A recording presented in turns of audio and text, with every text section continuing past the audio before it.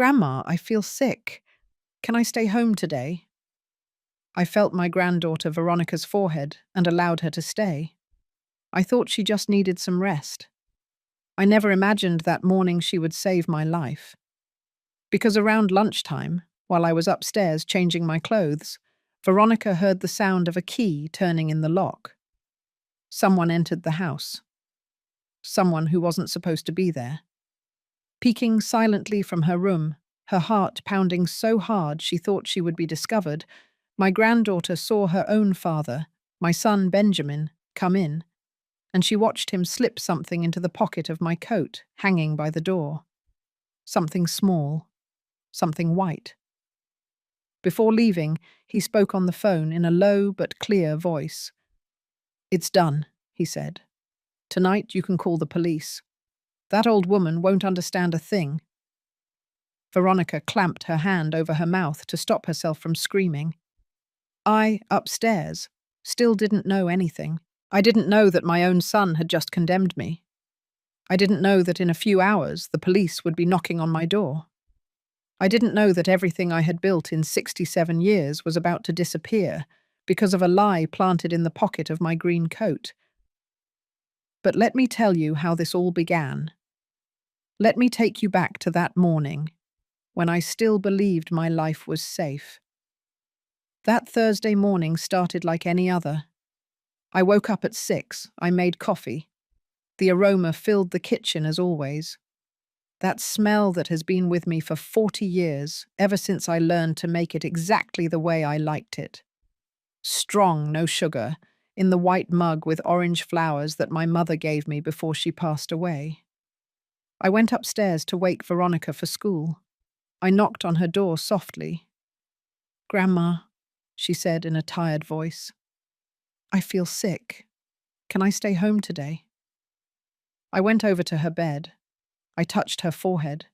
It was barely warm, nothing serious. But something in her eyes stopped me, something that wasn't physical pain.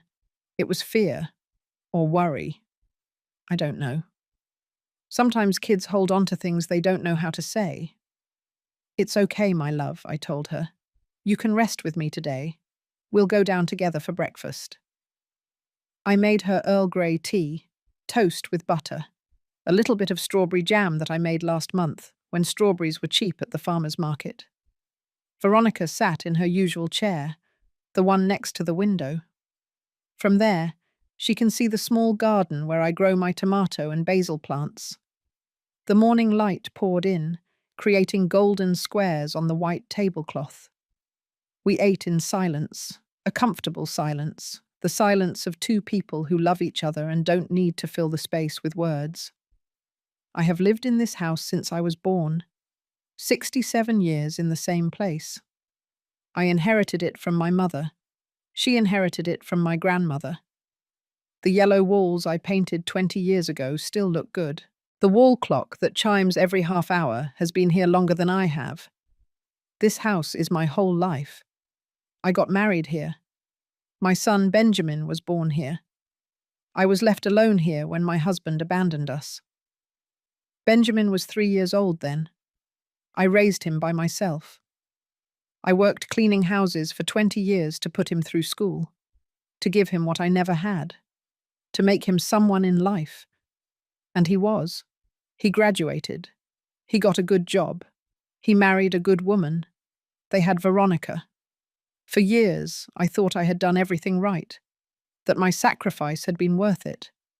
Until 2 years ago when Benjamin's wife died in a traffic accident. After that, everything changed. Benjamin asked me to take care of Veronica while he worked. "Of course," I said. "This house has plenty of room. And Veronica needs love. She needs stability, the things I always knew how to give." But since then, Benjamin started to change. He started visiting less, talking less, looking at me differently. 3 months ago, he came with papers. "Mum, I need you to sign this," he told me. "It's for your protection, so that if anything happens to you, the house will be in good hands." I read the papers. I didn't understand everything. The print was small, and my eyes aren't good anymore. But something inside me stopped me, a small voice that told me, wait, don't sign yet. And I didn't. Benjamin came back the next week, and the week after, and the one after that. Always with the same papers, always with the same insistence. Mum, do it for Veronica. But I still didn't sign. The house is worth a lot now. The neighborhood became trendy. Fancy coffee shops and stores opened on every corner. A month ago, a man knocked on my door. He offered me $300,000 for the property. I told him no. This house is not for sale. It never will be. My memories are here. My life is here. I don't care how much money they offer me. That morning, after breakfast, Veronica helped me wash the dishes. Then she went into the living room to watch television. I stayed in the kitchen, straightening up. I put the mugs back on the shelf. I wiped the table. I swept the floor. Everything in its place. That's how I like to live. With order. With calm. I thought about making chicken noodle soup for lunch. Veronica loves my soup. I put in carrots, celery, a little rice. I let it cook slowly until the whole house smells homey. It was almost 11 when I decided to go upstairs and change my clothes. I was still wearing the old cream-colored robe I use every morning. I went up the stairs slowly. My knees aren't strong anymore. Every step reminds me that I am 67 years old, that my body isn't the same. I reached my room. I took off the robe. I put on black pants and a grey blouse, something comfortable to wear around the house. I looked in the mirror. I saw an older woman, wrinkles around her eyes, grey hair all over, age spots on her hands. But I also saw strength. I saw someone who survived, who raised a son alone, who never gave up. I didn't know that while I was upstairs looking in the mirror, downstairs, in the living room, Veronica was hearing something that would change everything. Veronica was sitting on the sofa, watching a movie when she heard the sound. A sound that shouldn't be there. The sound of a key turning in the lock of the front door. She froze. Her grandma was upstairs. Who else had a key to the house? Only her father. But he worked until 6. He never came home at this hour. Never. Veronica's heart started beating faster. Something wasn't right. She quickly turned off the television. She got up from the sofa without making a sound. She tiptoed toward her bedroom door, which was on the first floor, right next to the living room. She went in. She left the door barely ajar, just enough to be able to see. And then she saw him come in. Her father, Benjamin, dressed in his grey work suit. But he was walking differently, looking around, as if he were doing something forbidden, as if he didn't want to be seen. Veronica felt something cold run down her back. Her father went straight to the coat rack next to the door. Her grandma's green coat was hanging there, that old coat she used in the winter. Benjamin reached into the coat pocket. He took something out of his own pocket. Something small. A little white baggie. He put it into her grandma's coat pocket. Veronica didn't understand what was happening, but she knew it was bad. Very bad. Her whole body screamed at her that something terrible was occurring. Benjamin took out his phone. He dialed a number. He waited. Then he spoke in a low voice. "It's done," he said. "Tonight. You can call the police. That old woman won't understand a thing." Veronica felt the floor disappear beneath her feet. The police? What had her father put in her grandma's coat? Why would someone call the police? Her hands were shaking. She covered her mouth to stop herself from making any noise. Tears started to roll down her cheeks. Her own father. Her father. The man who was supposed to protect her. who was supposed to protect Grandma. He was doing something horrible, something unforgivable. Yes, Benjamin continued on the phone. The house will be free in 1 week. 2 maximum. No one will believe a 67-year-old woman with drugs in her pocket. Social services will take the kid, and I'll have the house. $300,000, Monica, divided between us two. $150,000 for each of us. Enough to start over. Veronica closed her eyes. Drugs. Her father had put drugs in her grandma's coat. He was going to have her arrested. He was going to take her house. He was going to destroy everything. And she, Veronica, would be taken somewhere far away from the only person who truly loved her. No, she heard her father say. She doesn't suspect anything. She still won't sign the papers, but it doesn't matter anymore. When they arrest her for drug possession, she'll lose all her rights. A judge will give me the house automatically. It's perfect. Silence. Then a laugh. A laugh Veronica had never heard before. Cold. Empty. I'll see you tonight, Benjamin said. You make the anonymous call at 9 o'clock. I'll be here at the moment. 9 hours, 30 minutes, right when the police arrive. I'll act surprised. The worried son. No one will suspect. Benjamin hung up the phone. He put it in his pocket. He looked around one last time. He smiled, a small, cruel smile. Then he left the house, closing the door softly behind him. Veronica stayed in her room, shaking, crying silently. She didn't know what to do. She didn't know how to process what she had just seen. Her father, the man who used to take her to school when she was little, the one who taught her how to ride a bike, the one who hugged her when she had nightmares. That very man had just betrayed his own mother, the woman who raised him alone, who sacrificed everything for him. Veronica wiped her tears. She took a deep breath. She had to think. She had to do something. She couldn't let this happen. Grandma Edith was everything to her. After her mother died, Grandma had taken her in. She had given her love, security, a home. Grandma helped her with her homework. She made her favorite food. She told her stories before bedtime. She taught her how to cook, how to sew, how to be strong. She couldn't lose Grandma. She couldn't. She came out of her room carefully. She went straight to the coat rack. She looked at the green coat. Her hand trembled as she reached for the pocket. She put her fingers in. She felt something, a small plastic baggie. She pulled it out. It was the size of her thumb. Inside was white powder. Veronica didn't know much about drugs, but she had seen things at school. She had heard stories. This was cocaine. Or something worse. Her father had put this here. Her father was going to have the police find this. Her father was going to destroy Grandma. She hid the baggie in her pocket. She had to think fast. She had to find a way to protect Grandma. But how? If she told her what she saw, Grandma might not believe her. Or worse, she would believe her but wouldn't know what to do.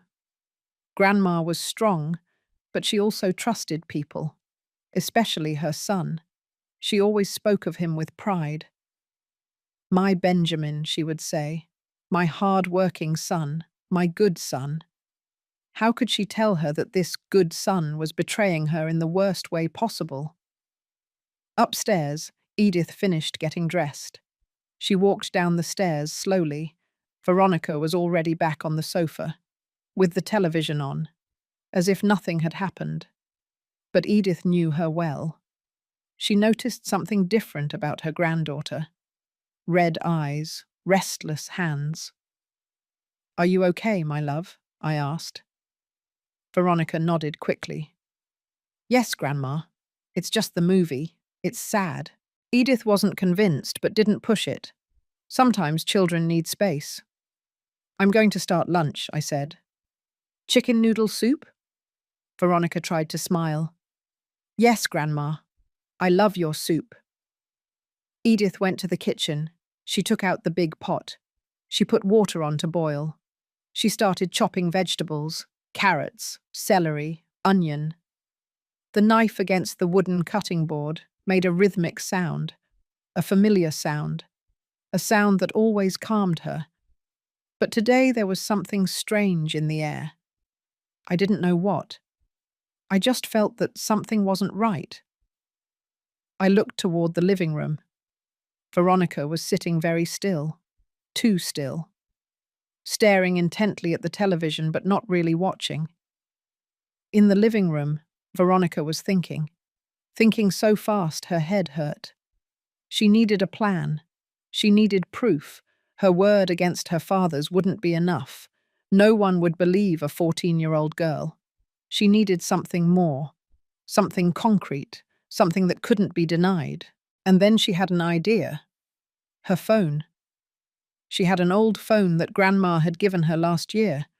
It wasn't fancy, but it had a camera. It had a voice recorder. If her father came tonight when the police arrived, she could record him, record his reaction, his act. And maybe, just maybe, he would say something to incriminate himself. But that wasn't enough. She needed more. She needed the call. The call that the woman named Monica would make at 9 o'clock at night. The anonymous call reporting Grandma. If she could record that call too, if she could prove that the whole thing was a plan, then they would have real proof. Proof that the police couldn't ignore. But how could she record a call that wouldn't even come to this house? Monica would call the police directly. Veronica kept thinking. Her father had said he would come at the moment 9 hours 30 minutes, right when the police arrived. That meant the police would arrive around that time, which meant Monica's call would be made shortly before, at 9 o'clock or a little after. Enough time for the police to receive the report, process it, and send a patrol car. Veronica grabbed her phone. She searched the internet. How to record calls. How to get proof. How to protect someone from a trap. She read article after article, forum after forum, and slowly a plan began to form in her mind. Lunch passed in a tense silence. I served the chicken noodle soup in 2 deep bowls. Steam rose, creating small clouds over the table. Veronica ate slowly, too slowly. She moved her spoon without enthusiasm. She barely tasted it. I watched her from my side of the table. Something was wrong with her. Something more than a simple upset stomach. "Are you sure you're okay, my love?" I asked again. She looked up. Her brown eyes looked at me with a strange intensity. "Yes, Grandma. I'm just tired." I nodded. "It's okay. After lunch, you can go rest in your room." We finished eating. Veronica offered to wash the dishes, something she never did without me asking. "No, my love, I'll do them. Go rest." She hesitated. Then she nodded. She went up to her room. I watched her walk away. Her shoulders slumped, her step slow. My granddaughter was suffering from something, and I didn't know what it was. It hurt me not to be able to help her. It hurt to feel useless. I washed the dishes in silence, warm water over my hands, the soap lathering, my thoughts flying to dark places, to worries I couldn't name. Upstairs, Veronica closed her bedroom door. She sat on her bed. She took the little white baggie out of her pocket. She looked at it. It was so small, so insignificant. But it had the power to destroy everything, to take away her grandma, to send her to an orphanage or foster care, to hand her father $300,000 stained with betrayal. She couldn't allow it. She wouldn't. She put the baggie in the deepest drawer of her dresser, underneath her winter clothes, where no one would look for it. Then she took out her phone. She had to do something. She had to act fast. She only had a few hours before everything exploded. First, she needed to better understand her father's plan. She remembered the phone conversation. The woman was named Monica. She would call the police at 9 o'clock. She would make an anonymous report. She would say that there were drugs at this address, that an old woman was keeping them. The police would come. They would search. They would find the baggie in the green coat. They would arrest Grandma. Benjamin would arrive, acting surprised. The worried son. He would take custody of Veronica. He would take control of the house. He would sell it. He would keep the money. All so simple. All so cruel. Veronica started writing. She opened the notes app on her phone. She wrote down every detail she remembered, the exact time her father entered, what he said on the phone, word for word, the name Monica, the $300,000, the plan for the anonymous call, everything, every small detail. Because she knew that when the time came, she would need to remember exactly what happened. She couldn't make a mistake. One mistake, and everything would fall apart. Then she thought about her next step. She needed more than her notes. She needed real proof. Audio recording, video, something tangible that the police couldn't ignore. But how? Her father wouldn't return until the evening, and when he did return, it would be with the police. He wouldn't say anything incriminating in front of them. He would be the perfect son, worried about his mother, surprised by the drugs. He would act so well that she herself would almost believe him if she hadn't seen what she saw. Then something occurred to her. Her father had talked to Monica. That woman existed. That woman would make the call. And if Veronica could find out who Monica was, maybe she could stop the call, or record her, or something. She opened the drawer of her nightstand. She took out an old notebook. She started making a list of everything she knew about Monica. 1. She knew her father. 2. She was involved in the plan. 3. She would receive $150,000. 4. She would make the call to the police. 5. Her father had said, "I'll see you tonight," which meant Monica would come here, to this house, tonight. Veronica felt a chill. Monica would come. She would be here. And that meant an opportunity to confront her, to record her, to get her to admit the plan. But it was dangerous, very dangerous. She was only a kid. Monica was an adult willing to commit a crime, willing to destroy an innocent old woman for money. What would stop her from hurting a child, too? But she had no choice. She couldn't go to the police before. She didn't have proof, only her word. And her word meant nothing without evidence. She couldn't tell Grandma. Grandma would get scared. Maybe she would confront Benjamin, and he would deny everything. He would change the plan. He would run away. No, she had to do this alone. She had to be brave. For Grandma. For both of them. Downstairs, I finished washing the dishes. I dried everything. I put everything in its place. Then I sat on the living room sofa. I turned on the television. But I wasn't paying attention to what I was watching.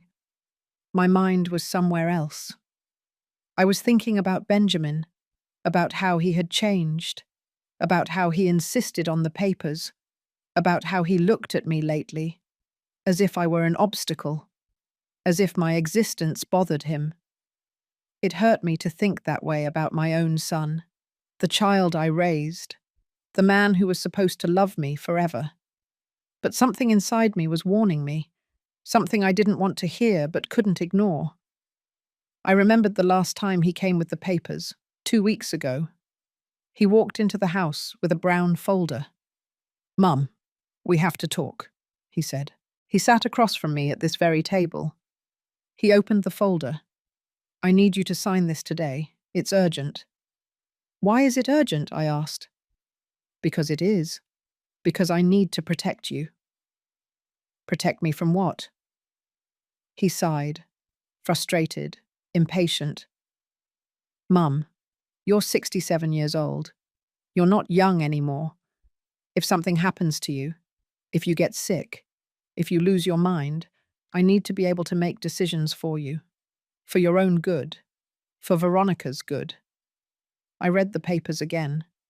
They said I was giving him legal power over all my properties, over my house, over my bank accounts, over everything. They said he could make medical decisions for me, financial decisions, life decisions. And I would have no voice, no vote. I would be completely under his control. I'm not signing this, I told him. Why not? Because I don't trust this. You don't trust me? The papers, Benjamin. I don't trust the papers.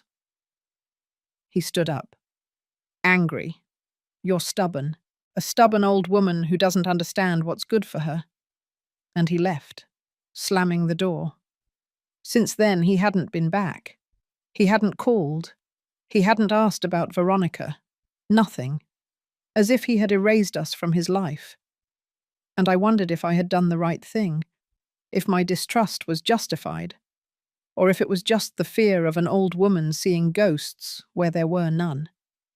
Now, sitting on my sofa, with the television on, showing images I wasn't watching, I wondered if my instinct had been trying to tell me something. If that small voice that stopped me from signing knew something my conscious mind didn't want to accept. The hours passed slowly, afternoon turned into night. The sky outside darkened. I turned on the lights in the house. Veronica came down around 6. Are you hungry? I asked. A little. I made turkey and Swiss sandwiches, nothing elaborate. We ate in front of the television. Veronica was still quiet. I was too. Each of us lost in our own thoughts. Each of us carrying secrets we weren't sharing. She knew what was coming. I only felt that something bad was approaching. At 7 o'clock, Veronica said she had homework. She went up to her room again. I was left alone in the living room. It started raining outside. Soft drops against the windows. The sound had always seemed calming to me. But not tonight. Tonight, the sound of the rain felt like a warning, an alert, as if the sky itself knew something terrible was about to happen. Upstairs. Veronica wasn't doing homework. She was getting ready. She checked her phone. The battery was at 100%. Good. She tested the voice recorder. It worked perfectly. She tested the camera. It also worked. She put the phone on silent mode. She couldn't risk it ringing at the wrong moment. Then she dressed completely in black. Black pants, black sweatshirt. If she had to hide in the shadows, she needed to be invisible. It was 8 o'clock. 1 more hour. 1 hour before hell began. Veronica sat on her bed. She took a deep breath. Her hands were shaking. She was scared. Very scared. But she also had determination. No one would take away her grandma. No one would destroy her home. Not even her own father. Especially her own father. Because he should be protecting them. And instead, he was betraying them. And that was unforgivable. At the moment, 8 hours 30 minutes, the doorbell rang. I stood up from the sofa, surprised. I wasn't expecting anyone. I looked through the window before opening. It was Benjamin. My son was standing in the rain without an umbrella. The water soaked his grey suit. Benjamin, I said as I opened the door. What are you doing here? Hello, Mum. I need to talk to you. He walked in without waiting for an invitation. He shook the water from his hair. He left a trail of drops on the entryway floor. I looked at him, confused. I thought you were mad at me, because of the papers. He smiled.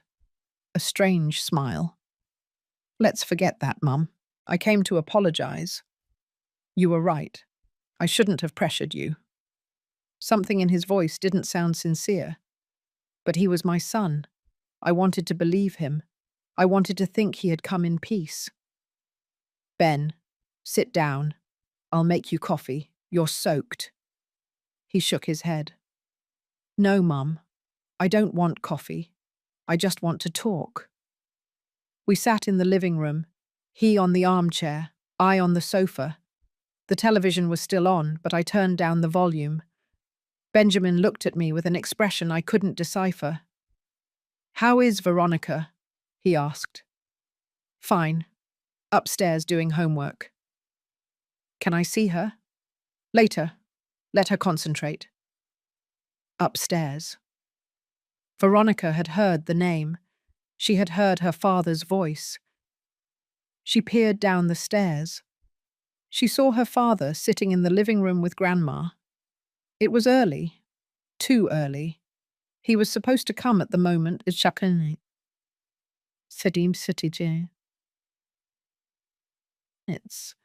Why had he arrived an hour early? Something didn't add up. Veronica felt panic. The plan was changing, and she wasn't prepared. She grabbed her phone. She walked down the stairs silently. She stayed in the hallway, listening, ready to record anything that could serve as proof. Mum, I need to ask you for something, Benjamin said. Anything, son. I need money. Money? For what? I have debts. Big debts. If I don't pay them soon, they're going to hurt me. How much do you need? $50,000. I froze. $50,000.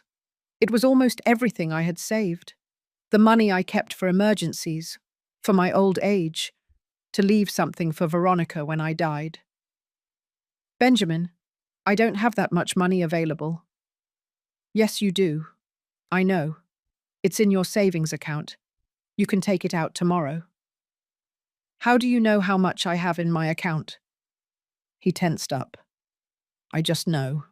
Mum, please. I'm desperate. They are bad people. If I don't pay them, they'll hurt me. Maybe they'll hurt Veronica too. My heart raced. Is Veronica in danger? She could be, if I don't pay. But if you give me the money, everything will be resolved. Everything will go back to normal. I looked him in the eyes, looking for the truth, looking for my son. But what I saw scared me. There was something cold in his gaze, something calculating, something I didn't recognize. I can't give you that money, Benjamin. What? Not like this. Not without better understanding what's going on. Who are these people? Why do you owe them? That doesn't matter. Just give me the money. No. He stood up from the armchair. His voice rose in volume.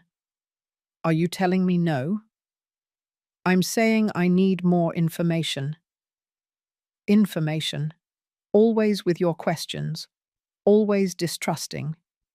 I'm your son. Isn't that enough? Precisely because you are my son, I need to understand. If you're in trouble, I want to really help you, not just by giving you money. Benjamin walked toward the window. He stood looking out at the rain, his hands in his pockets, his back rigid. Veronica, from the hallway, was recording everything with her phone. The audio wasn't perfect, but the conversation was audible. Her father was asking for money, lying about debts, pressuring Grandma. It was another layer of his plan, another form of manipulation. If Grandma gave in and gave him the money, perfect. If she didn't give in, then Plan B would come. The drugs, the police, the house. You know what, Mum? Benjamin said, turning around. Forget it. I don't want your money. I don't want anything from you. Son, please don't leave like this. He walked toward the door. I followed him. Benjamin, wait. Let's talk. There's nothing to talk about. You were always the same. Stingy. Selfish. I gave you my life. I raised you alone. I sacrificed everything for you. And now you tell me I'm selfish because I won't give you $50,000 just like that. He opened the door. The rain poured in heavily. You're going to regret this, Mum. I promise you. He left. The door closed with a bang that echoed throughout the house.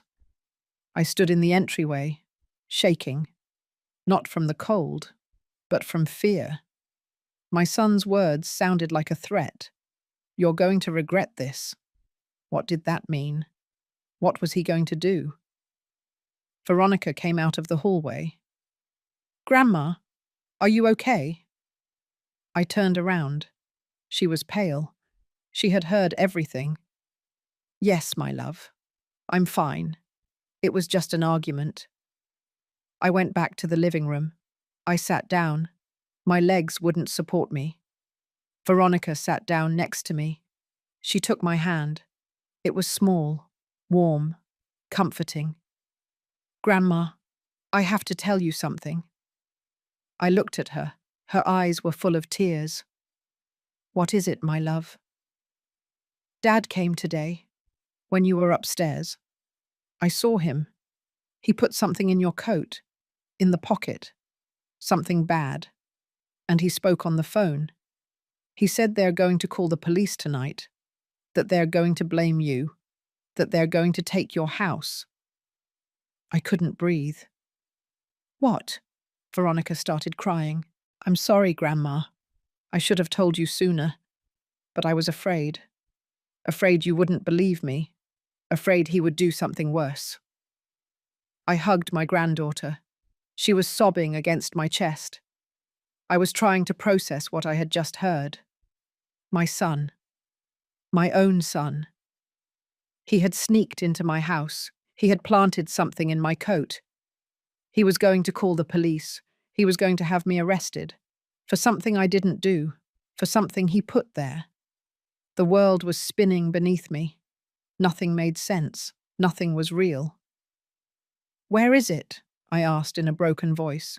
Where is what he put in my coat? I have it. I hid it. In my room. Go get it. Now. Veronica ran upstairs. I stood up. I went to the coat rack. I checked the green coat. The pockets were empty. Veronica came down with a small white baggie in her hand. She placed it on the coffee table. I looked at it without touching it. It was small, almost insignificant.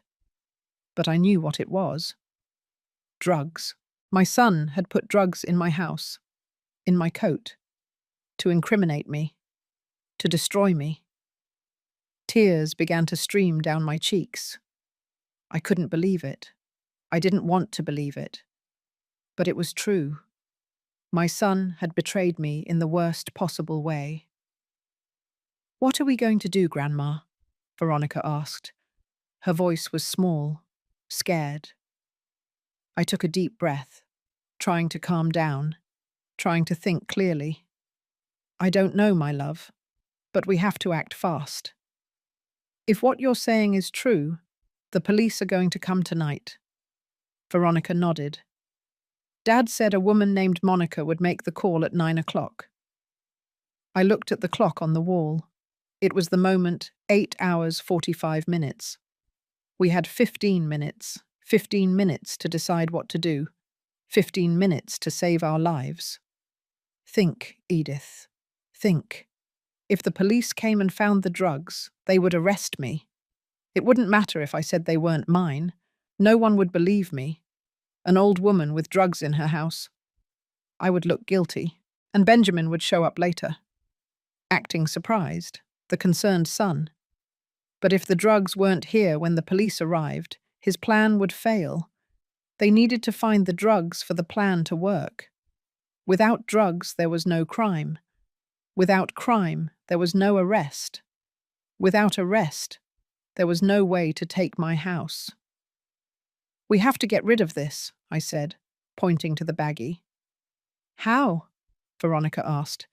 Can we flush them down the toilet? No. They might check it. The drains. Everything. We have to get them out of the house completely. Veronica thought for a moment. We can bury them. In the garden.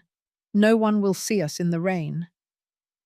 It was risky, but we had no choice. Okay, let's go. I grabbed the baggie with a kitchen towel. I didn't want to leave my fingerprints on it. We went out to the backyard. The rain was falling heavily. We were soaked in seconds. I dug a small hole near the tomato plants. I buried the baggie deep. I covered the hole with dirt. Veronica helped me tamp it down. When we finished, our hands were covered in mud. Our clothes were dripping water.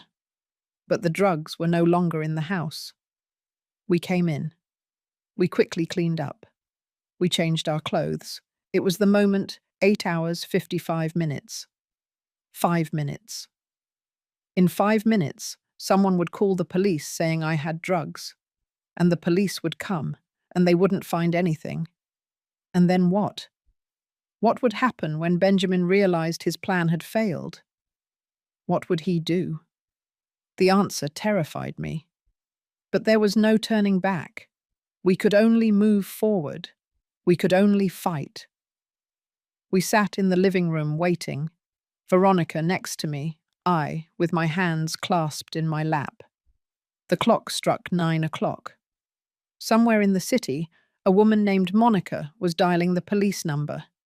She was saying that there were drugs at this address, that an old woman was keeping them, that it was urgent. I could imagine her voice. Cold, calculating, lying easily, and the police officers on the other end taking notes, sending a patrol car, preparing to come and destroy my life. How long do you think they'll take? Veronica asked. Her voice was trembling. I don't know, my love. 20 minutes, maybe 30. She nodded. Grandma, I'm scared. Me too. But we're going to be okay. We have to be strong. We have to trust that the truth will come out. Veronica looked at me with those brown eyes so much like mine. What if they don't believe us? What if they think we're lying? Then we'll keep fighting. I won't let them take what is mine. I won't let them take you away from me. Never. The minutes passed slowly. Every second felt like an hour. The rain continued to fall outside. The sound against the windows was the only thing breaking the silence. I thought about Benjamin, about the baby I had held in my arms 35 years ago, about the boy who hugged me when he had nightmares, about the young man who graduated from college thanks to my effort. Where had that child been lost? At what moment did he turn into this? At what moment did love turn into greed? Maybe it was always like this. Maybe I didn't want to see it. I remembered small moments over the years, moments that seemed insignificant at the time. When he was 10 and stole money from my wallet. He lied to me. He said he hadn't done it. But I found the bills hidden in his room. When he was 17 and wrecked my car. He lied then too. He said someone else had hit it while it was parked. But a neighbor told me the truth. Benjamin had been racing with his friends. There were always lies. There was always selfishness. But I justified it. He's young. He'll mature. He'll change. He never changed. At the moment, 9 hours, 25 minutes, we heard sirens. Distant at first. Then closer, closer and closer, until they stopped in front of my house. Red and blue lights illuminated the living room walls. Veronica grabbed my arm. They're here. Yes, they're here. I took a deep breath. I stood up. I smoothed out my blouse. I prepared for what was coming. The doorbell rang, loudly, insistently. I opened the door. 2 police officers were standing in the rain, an older man in uniform and a younger woman next to him. Good evening, ma'am. I'm Officer David Miller. We received a call about suspicious activity at this address. Can we come inside? Of course, officer. Come in. They came in, shaking off the water. They looked around. The house was tidy, clean, as always. Do you live alone, ma'am? Officer David asked. No, I live with my granddaughter. She's 14 years old. She's in the living room. Anyone else? No, just the two of us. The officer nodded. The woman officer took out a notepad. She started taking notes. Ma'am, are you aware of any illegal substances in this house? No, of course not. I've never had anything like that. Would you be willing to let us search? Yes, search whatever you need. I have nothing to hide. The two officers looked at each other. They seemed surprised by my cooperation. Perhaps they expected resistance. Perhaps they expected nervousness. But I was calm, because I knew they wouldn't find anything. The drugs were buried in the garden under the rain, where no one would look for them. They began to search. The living room first. They lifted the sofa cushions.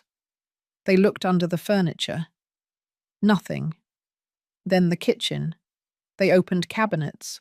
They checked the pantry, the refrigerator. Nothing. They went to the dining room, to the bathrooms, to the bedrooms. Everything meticulously, everything carefully. I followed them. Veronica stayed in the living room, sitting, quiet, with her hands in her lap, just as I had been minutes before. Half an hour later, the officers came down the stairs. We didn't find anything, ma'am, Officer David said. He looked confused. Maybe it was a false call, a bad joke. Or someone got the wrong address. I looked him directly in the eyes. Officer, may I ask you something? Sure. Who made the call? I can't give you that information. It was anonymous. But someone said I had drugs here. Someone lied. Someone wants to harm me. Doesn't that seem strange to you? The officer sighed. Yes, it is strange. I'm going to report this. We will investigate who made the call. If someone is trying to frame you, we will take action. The officers left. I closed the door behind them. I leaned against it. My legs were shaking. Veronica ran to me. She hugged me. We did it, Grandma. They didn't find anything. Yes, my love, we did it. But this isn't over. When Benjamin finds out, he'll come back. He's going to be furious. He'll want to know what happened. And we have to be prepared. Veronica nodded. I recorded the conversation from a while ago, when he asked for the money. It's on my phone. Good. That might help us. But we need more. We need proof that he put the drugs here. As if I had summoned him with my words. We heard a key in the door. Veronica and I looked at each other. It was him. Benjamin burst in, furious. His eyes first searched for the police officers, but they were gone. It was just us. What happened? He asked. His voice was a growl. Where are they? They left, I said calmly. They didn't find anything, because there is nothing. He approached me. His face was red, his fists clenched. That's impossible. I put them there myself. They're in your coat, in the pocket of the green coat. The silence that followed was dense, heavy. Benjamin realized what he had said, what he had just admitted. He tried to backtrack. I thought... Someone told me... No, Benjamin. You said it clearly. You put them there. You brought drugs into my house. You called the police. Or had someone call. All to take my house. To rob me. Your own mother. He took a step back. It's not like that. You're confusing things.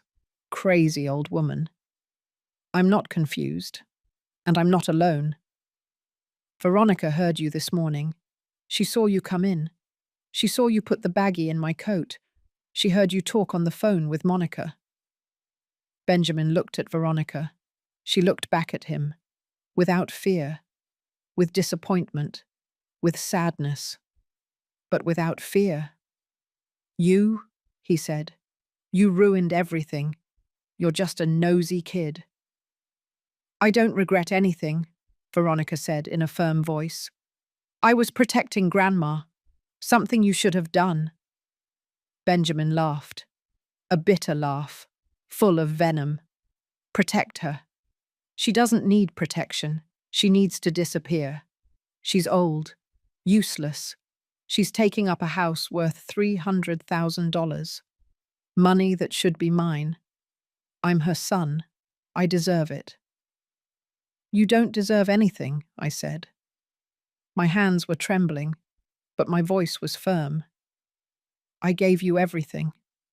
My youth, my energy, my money. I raised you alone. I sacrificed everything for you. And now you want to rob me. You want to destroy me. You are not my son. My son died a long time ago. You are just a stranger, a greedy, cruel stranger. Benjamin looked at me with pure hatred. Fine, if that's what you want. I'll get that house anyway. There are other ways. I can have you declared incompetent. I can say you're sick, that you can't take care of yourself, much less a child. They'll take Veronica away from you. They'll put you in a nursing home, and I'll have what's mine. Go ahead, I said. Try it. But I'm warning you about something. Veronica recorded everything. Your conversation this morning, your confession just now. Everything is on her phone. And if you try anything against us, that recording goes straight to the police. Benjamin turned pale. You're lying. Veronica raised her phone. On the screen, the counter of a recording in progress could be seen. She had been recording since he walked in. Every word, every admission, every threat, everything documented, everything saved. Irrefutable proof of his betrayal. Get away from us, I said. Don't ever come back. Don't call. Don't write. You don't exist to me. And if anything happens to Veronica or me, that recording will reach the authorities automatically. Veronica made sure of that. So go. Go and don't come back. Benjamin looked at us, first at me, then at Veronica, his daughter, his own blood. I saw the moment something broke in him, the moment he realized he had lost, that his plan had failed, that he wouldn't have the house or the money, not even the love of his family, because he had destroyed everything for greed. He turned around, he walked toward the door. Before leaving, he stopped. He didn't turn around. He just spoke. You're going to regret this, both of you. He left. The door closed. The sound echoed in the empty house. Veronica and I stood in the middle of the living room, shaking, crying, hugging each other. We had won this battle, but we knew the war might not be over. That night we didn't sleep. Veronica and I stayed awake in the living room with all the lights on. Every sound startled us, every drop of rain against the window, every creak of the house. We were afraid Benjamin would come back, afraid he would bring someone, afraid his last threat wasn't just words. I sat on the sofa with a cup of tea I didn't drink. It grew cold in my hands. Veronica was curled up next to me with her phone, checking the recording again and again, making sure it was complete, that everything was heard clearly, that it would be enough to protect us. Grandma, we should go to the police first thing tomorrow morning, she said. Take the recording. Tell them everything. You're right, but we have to be careful. Your father knows people. He has contacts. If we go to the wrong officer, he could get away with it. We need to go straight to the station, file a formal report, make sure everything is recorded. Veronica put away her phone. She made a backup copy of the recording in the cloud, another in my email, and another on a USB drive she found on her desk. We couldn't risk losing the only proof we had. While we waited for dawn, I thought about everything that had happened, about how my life had taken such a terrible turn in a matter of hours. This morning I had woken up believing that my biggest problem was Veronica feeling sick.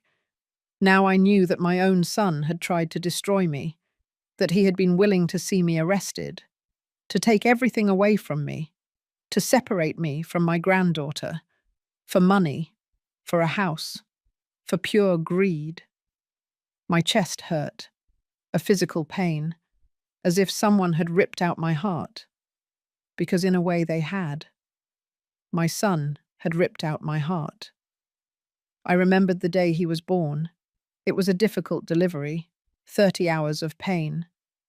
But when I finally held him in my arms, it was all worth it. He was perfect, small, with his little eyes closed and his tiny hands clenched into fists. I looked at him and thought, I'm going to give you everything. I'm going to love you with every fiber of my being. I'm going to protect you from the world. And I did. For 35 years I did. I worked 2 jobs. I cleaned houses until my hands bled. I skipped meals so he could eat. I went without heat in the winter to pay for his school. I gave everything, absolutely everything, and he paid me back with betrayal. Where did I go wrong? I asked out loud. Veronica looked at me. You didn't go wrong, Grandma. He went wrong. You gave him love. You gave him opportunities. But some people simply choose to be bad. It's not your fault. I wanted to believe her, but the doubt gnawed at me. Maybe I spoiled him. Maybe I gave him too much, or too little. Maybe I should have been stricter, or more affectionate. Maybe if his father hadn't abandoned us, everything would be different.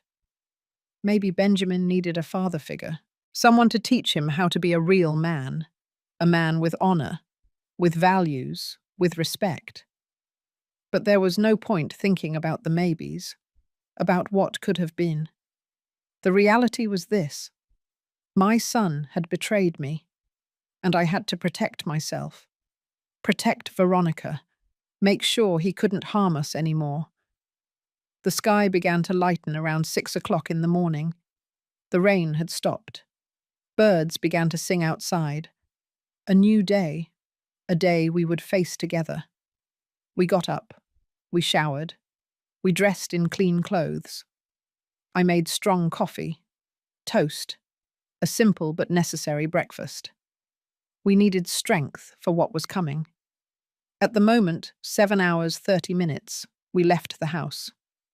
We took a taxi to the central police station. It was a large, grey, concrete building, cold, intimidating. But we walked in with our heads held high. We approached the counter. A young officer was sitting behind a desk full of papers. Good morning. How can I help you? I need to file a complaint, I said.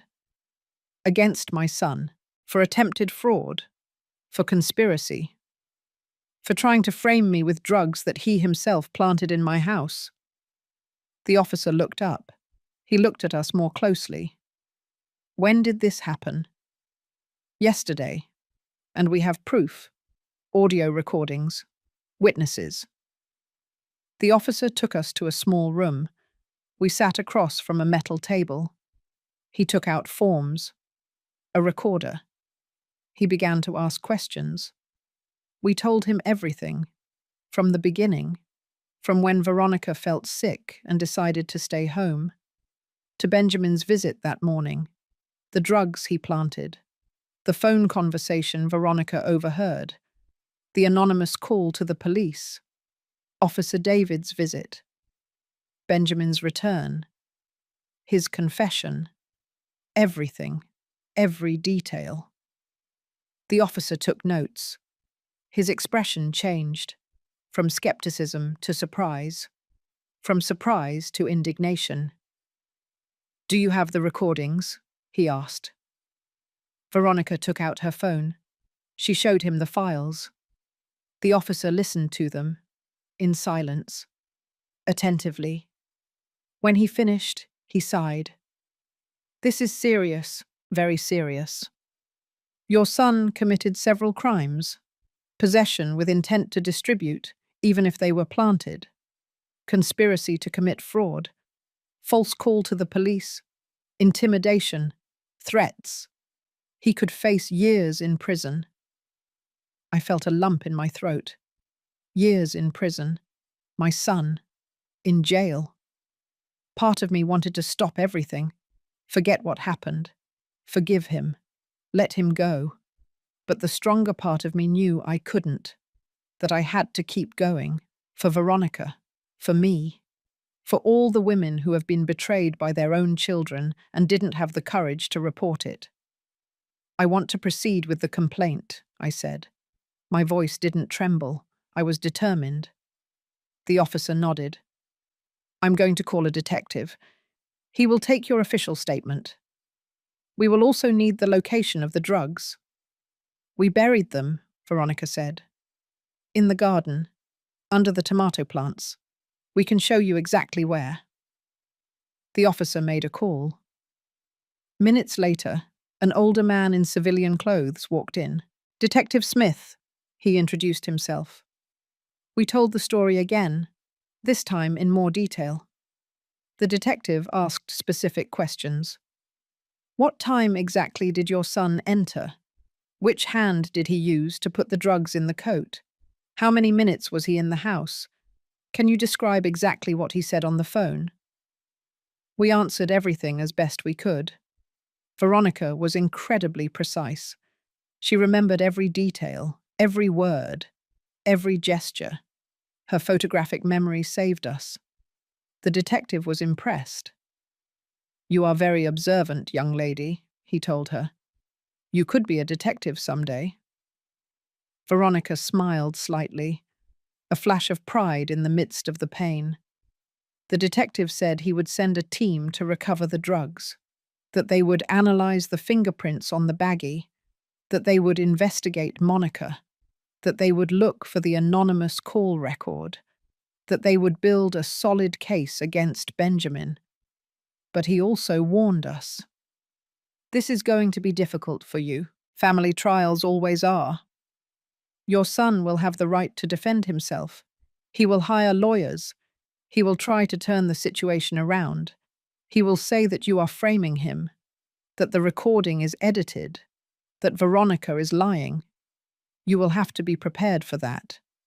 You will have to be strong." "We are ready, Ver," I said. "We have been strong all our lives. This won't be different." The detective smiled, a sad but understanding smile. "I know, Ma'am. I see it in your eyes." We left the station 3 hours later. We were exhausted, physically and emotionally, but we also felt something like relief. We had taken the first step. We had filed the complaint. Justice was now in motion. We didn't know how long it would take. We didn't know what would happen. But at least we had fought. We hadn't stayed silent. We hadn't allowed Benjamin to get away with it. We took another taxi back home. During the ride, Veronica put her head on my shoulder. "I'm proud of you, Grandma, of your bravery." I hugged her. "I'm proud of you too, my love. You saved us.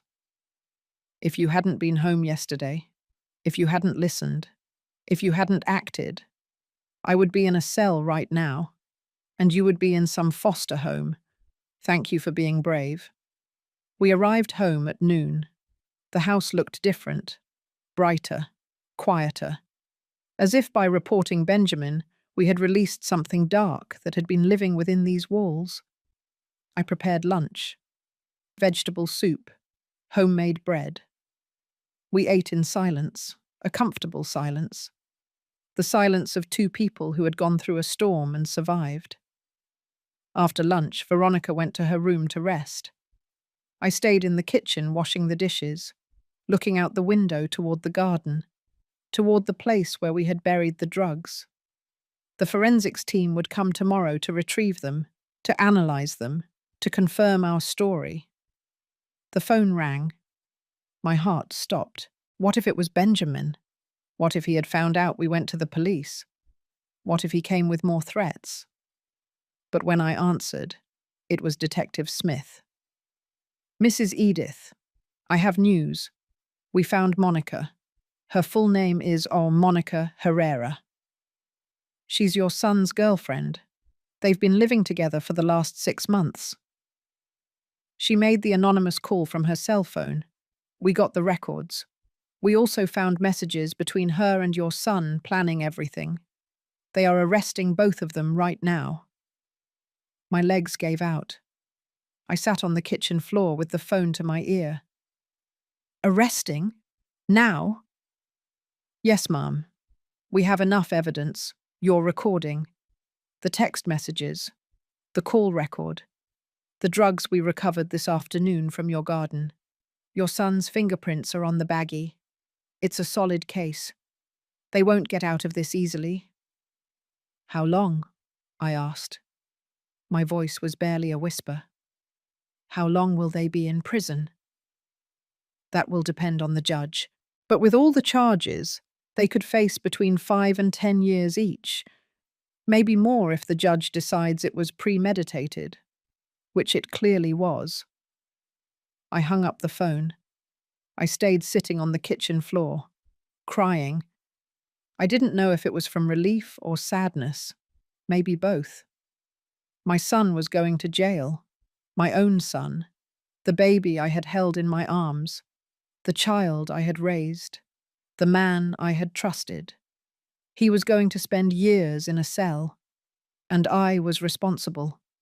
I had reported him. I had handed over the evidence. I had put him there. But I also knew I hadn't had a choice, that I had done the right thing, that protecting Veronica was more important than protecting Benjamin. The following days were strange. The house was calm, but I wasn't. Veronica went back to school. I continued with my routine. I made breakfast. I cleaned. I cooked. I watered the plants. Everything the same. Everything different.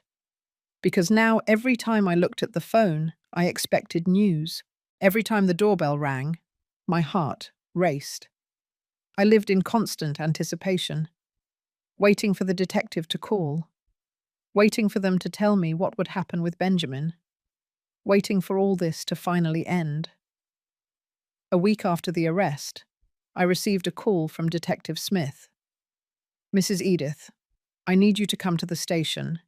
There's something you need to know. I went alone. Veronica was at school, and I didn't want to worry her more than necessary. The detective met me in his office. I sat across from his desk, piled with folders and papers. Benjamin wants to talk to you, he said. He's detained, awaiting trial. He says he needs to see you, that he needs to explain something. I shook my head. I don't want to see him. I have nothing to say to him, nor he to me. The detective sighed. I understand. But there's something else. Monica is cooperating with us. She's giving information.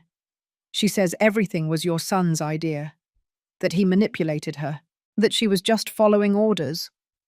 She's trying to reduce her sentence. And you believe her? I asked. Partially. The messages show that they planned everything together.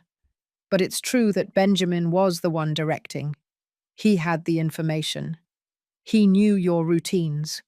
He knew how much the house was worth. Monica was just his accomplice. I felt something bitter in my mouth. My son hadn't just betrayed me. He had dragged another person into his plan. He had corrupted someone else. The trial will be in 2 months, the detective continued. You will have to testify, both you and Veronica. You will have to tell everything in front of a judge. in front of Benjamin, in front of lawyers who will try to discredit your story. They will say you are framing him, that the recording is edited, that Veronica is lying. You will have to be prepared for that. You will have to be strong. I don't know, I said honestly, but we will do it anyway, because it's the right thing to do. The detective nodded. I'm going to assign you a social worker, someone who can help Veronica process this. She's very young to be carrying so much. There are also support groups for victims of family fraud. It might help you to talk to other people who went through something similar. I left the station feeling the weight of the world on my shoulders. 2 months. 2 months until the trial. 2 months of living with this anguish, of waiting, of preparing to face Benjamin in a courtroom, of having to relive everything again, in front of strangers, in front of him. I didn't know if I would have the strength, but I had to find it. For Veronica, for me, for all the mothers who have been betrayed and need to know that they can survive, that they can move forward, that they can be strong even when everything falls apart. That night I told Veronica about the trial, about what we would have to do. She listened in silence. Then she said, I can do it, Grandma. I'm going to tell the truth. I'm not afraid of him. Not anymore. I hugged her, my brave granddaughter, my strong granddaughter. She was only 14 years old, but she had shown more courage than many adults.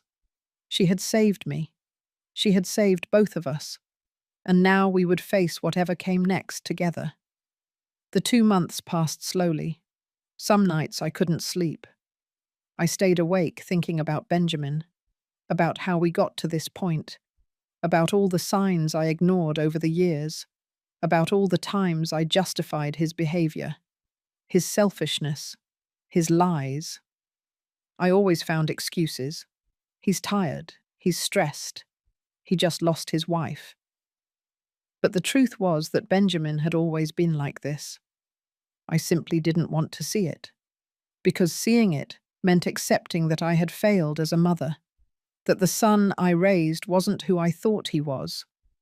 But over time, I started to understand something. I hadn't failed. I had done everything I could with what I had. I gave him love, education, values, opportunities. But in the end, each person chooses who they will be. Benjamin chose greed. He chose betrayal. He chose money over family. And that wasn't my fault. It was his choice, his responsibility, not mine. The day of the trial arrived. I dressed in my best clothes, a simple grey dress, comfortable black shoes. Veronica wore a dark green dress I had bought her for the holidays. We looked presentable, respectable, strong. We took a taxi to the courthouse. It was a huge building, white columns, marble stairs, long cold hallways. We sat on a bench outside the courtroom, waiting to be called. My heart was pounding so hard I thought everyone could hear it. Finally, we were called. We entered the courtroom. It was large, with wooden benches, a high stand where the judge sat, tables for the lawyers, and there, at one of the tables, was Benjamin. I saw him, and something in my chest broke. He looked different, thinner, paler, with deep circles under his eyes. He wore a suit that was too big for him, as if he had lost weight in these weeks. Our eyes met for a second. I saw something in his eyes. Regret? Shame? I don't know. I looked away. I couldn't look at him. Not yet. The trial began. The lawyers spoke. They presented evidence. They showed the recordings, the messages, the forensic tests. Everything was there. Clear. Irrefutable. Then I was called to testify. I walked to the stand with trembling legs. I put my hand on the Bible. I swore to tell the truth. And I did. I told my story, from the beginning, without crying, without hesitation, with a firm voice, because it was the truth. And the truth doesn't need embellishment. Then Veronica was called. My granddaughter walked to the stand with her head held high. She answered every question clearly, with courage. She looked her father directly in the eyes as she told how she saw him enter the house, how she heard him conspire, how she recorded his confession. She didn't tremble. She didn't cry. She was incredible. Benjamin's lawyer tried to confuse her, to make her doubt. But she didn't give in. She maintained her story, firm, consistent, true. The trial lasted 3 days. 3 days of testimonies, of evidence, of lawyers arguing, of Benjamin sitting in silence looking at the floor. He never spoke. He never testified in his defense. His lawyer tried to argue that it had been a moment of desperation, that debts had pushed him to do something terrible, that he regretted it deeply. But the evidence was too clear. The messages with Monica showed weeks of planning, of conspiracy. It wasn't an impulse. It was premeditated, calculated, cold. Monica did testify. She went to the stand crying, asking for forgiveness, saying that Benjamin had manipulated her, that she loved him, that she would do anything for him, even something as horrible as this. The prosecutor asked her if she knew I was an old woman, if she knew Veronica was just a child, if she knew that what they were doing would destroy a family. She nodded to everything, crying harder, saying she regretted it, that she wished she could turn back time. But she couldn't. The damage was done. The consequences were inevitable. On the 3rd day, the judge delivered his verdict. We all stood up. The judge was an older man, grey hair, thick glasses, serious expression. He looked at the papers in front of him. Then he looked at Benjamin. "Mr. Benjamin Vargas," he said in a grave voice, "you have been found guilty of conspiracy to commit fraud, possession of controlled substances with intent to defraud, intimidation, false call to authorities, and financial abuse against an elderly adult. These are serious crimes, crimes that demonstrate a total lack of moral values, a betrayal of the person who loved you the most, your own mother." The judge paused. The courtroom was in absolute silence. "I have read your story," he continued. "I have seen the evidence. I have heard the testimonies. And I must say that it is one of the most disturbing cases I have seen in my 30 years as a judge. You not only tried to rob your mother, you tried to destroy her. You tried to have her arrested for a crime she did not commit. You tried to separate her from her granddaughter, all for money, for a house, for greed. And you did it without remorse, without hesitation, planning it for weeks with your accomplice." Benjamin still had his head down, motionless, without reacting. The judge continued, "Therefore, I sentence you to 8 years in prison, without possibility of parole during the first 4 years. Additionally, you will have a permanent restraining order against your mother and your daughter. You cannot approach them. You cannot contact them. You will have no rights over your mother's properties. This sentence is effective immediately." He slammed the gavel against the table. The sound echoed throughout the room. 8 years. My son would spend 8 years in prison. Monica received 5 years. Because she cooperated with the investigation, her sentence was reduced. But she would still go to jail. Both were taken away by the officers. Benjamin passed in front of me. He stopped for a second. "Mum," he whispered. "I'm sorry." I looked at him.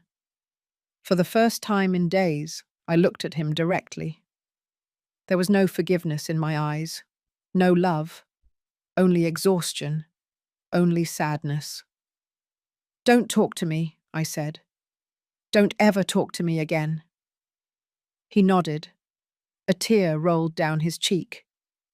Then the officers took him away, and he disappeared through a door at the back of the room. Maybe it was the last time I would see him. Maybe not. I didn't know. And at that moment, I didn't care. We left the courthouse. The sun was shining outside.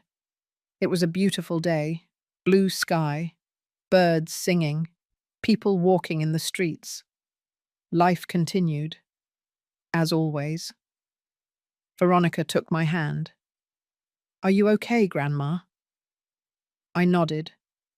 "Yes, my love. I'm okay." "We did it?" she asked. "Yes, we did it." We walked toward the taxi stand. My legs felt heavy, my heart too. But there was something else, something like peace, like liberation, as if a huge weight had been lifted from my shoulders.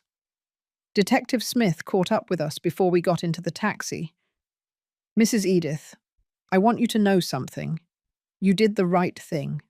I know it was difficult. I know it hurt. But you protected your granddaughter. You protected yourself. And that takes extraordinary courage. Many people in your situation would have stayed silent. They would have let it happen, out of shame, out of fear. But you fought, and you won. That is admirable." I thanked him. He left. We got into the taxi. During the ride home, neither of us said anything. We just held hands, looking out the window, watching the city pass by. When we arrived home, everything looked the same yellow door, the same windows, the same garden. But something had changed. It was no longer the house where Benjamin had grown up. It was no longer the place of betrayal. Now it was just our home, Veronica's and mine, a safe place, a place where we could start over. I walked in and looked around. The living room, the kitchen, the photos on the walls. There were pictures of Benjamin when he was a child, when he graduated, when he got married. I looked at them for a long time. Then I took them down, one by one, not with anger, with sadness, but I took them down. "What are you going to do with them?" Veronica asked. "I'm going to store them, in a box, in the basement. Maybe someday I can look at them without pain. Maybe not. But for now, I need them not to be here. I need space to heal." Veronica helped me. We packed away all of Benjamin's photos, all his memories, everything that made us think of him. We took it down to the basement. When we finished, the house felt lighter, more ours. That night I made dinner, roasted chicken with vegetables, Veronica's favorite dish. We ate at the kitchen table. We talked about simple things, about school, about homework, about a friend of Veronica's who had invited her to her birthday party. Normal things, everyday things. And it felt good. It felt like living again. After dinner, Veronica helped me wash the dishes. Then we watched a movie together in the living room. A comedy. We laughed. We really laughed, for the first time in weeks. When Veronica went to sleep, I stayed alone in the living room for a while longer. I turned off the television. I sat in the silence. I thought about everything that had happened, about how a normal morning had turned into a nightmare, about how my granddaughter had saved me, about how we had fought together, about how we had won. It wasn't the victory I would have wanted. It wasn't the ending I would have chosen. But it was justice. And it was peace. And for now, that was enough. 6 months passed since the trial. 6 months of rebuilding our lives, of learning to live without fear, without expecting someone to knock on the door with bad intentions, without checking the pockets of my coat every morning, without looking over my shoulder. The house felt like a home again, not a battleground. Veronica flourished. Her grades improved. She made new friends. She joined the school drama club. I saw her perform in a play last month. She played a detective who solved a mystery. She was perfect in the role. Natural, confident, brilliant. I also changed. I started going to a support group, as Detective Smith suggested. Other mothers who had been betrayed by their children. Other grandmothers who had had to choose between love and justice. At first, I didn't want to go. I was ashamed to admit what had happened. But when I arrived and heard the stories of the others, I realized I wasn't alone. That the pain I felt was shared. That the guilt I was carrying wasn't mine. A woman named Gloria had lost her house because her son forged her signature.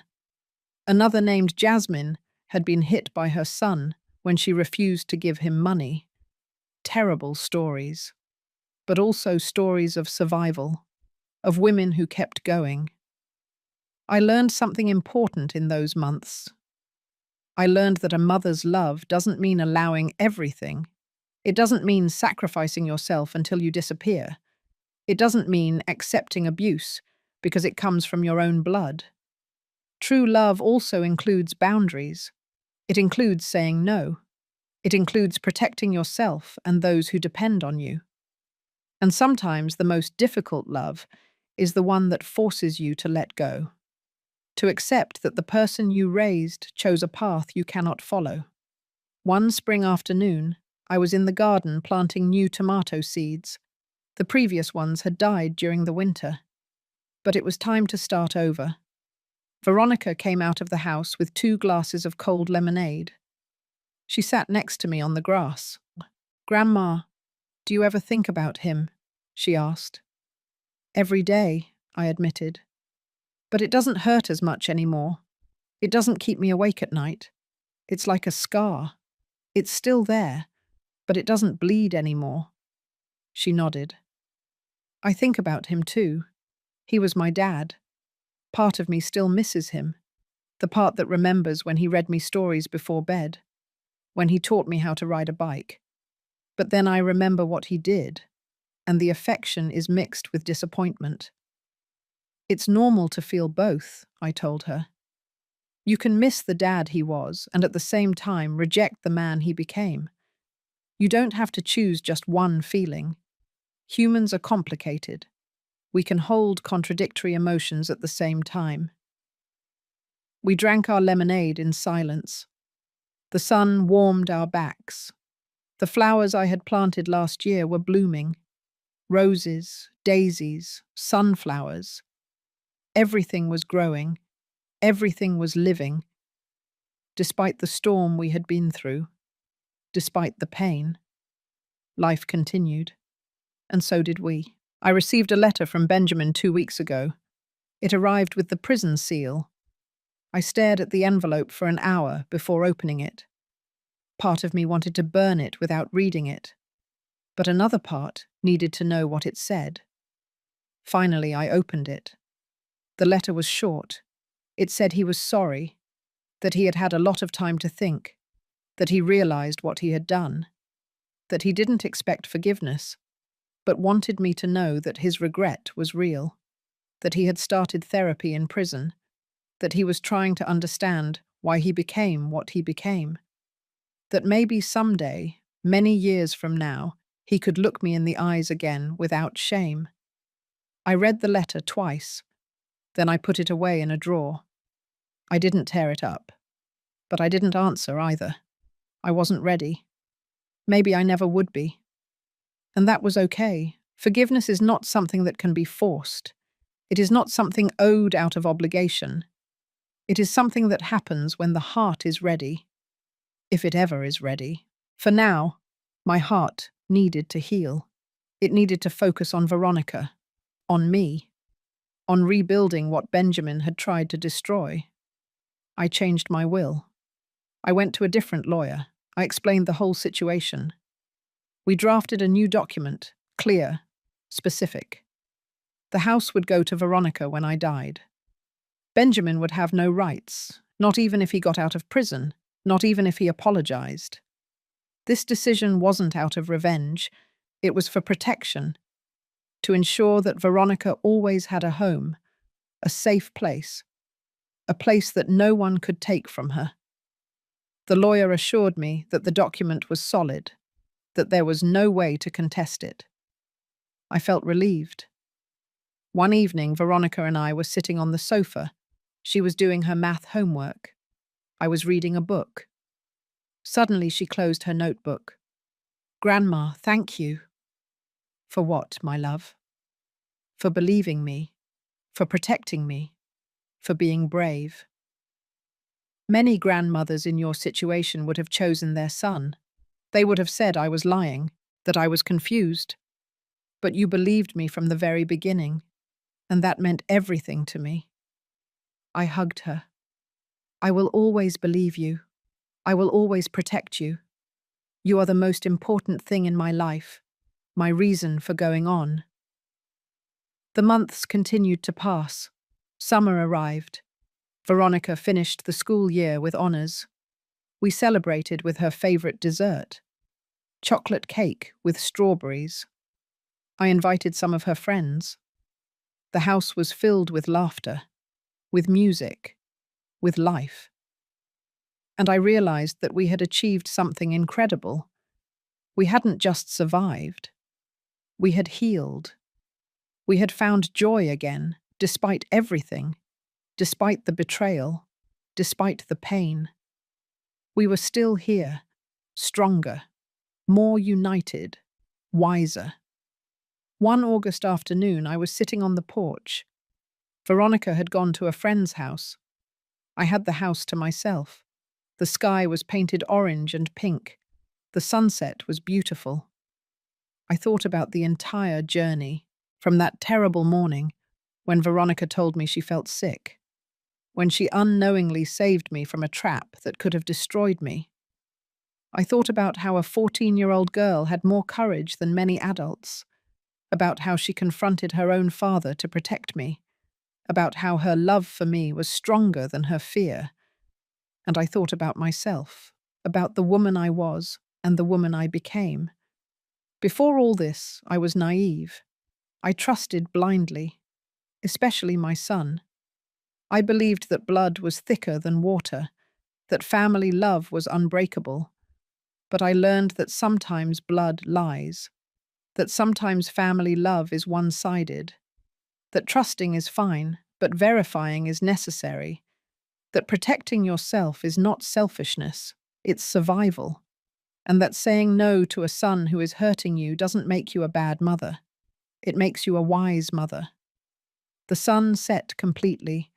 The stars began to appear, one by one, like promises in the dark sky, promises that the sun would rise again tomorrow, that life would continue, that pain would eventually turn into a lesson, into strength, into wisdom. I got up from the porch. I went into the house. I turned on the lights. I made tea. I sat in my favourite armchair. And for the first time in many months, I felt complete peace, true peace, the peace that comes from knowing you did the right thing, that you protected what you needed to protect, that you survived what you needed to survive. Veronica arrived an hour later. She walked in smiling. She told me about her afternoon, about the jokes with her friend, about the plans for the next school year. I listened to her carefully, with love, with gratitude for having her, for being her grandmother, for sharing this life with her. When she went to sleep, I stayed awake for a little longer. I looked around the house, the yellow walls, the clock marking the moment 11 hours, 0 minutes, the plants in the window, everything in its place, everything at peace. This was my house, my home, and no one would ever take it from me.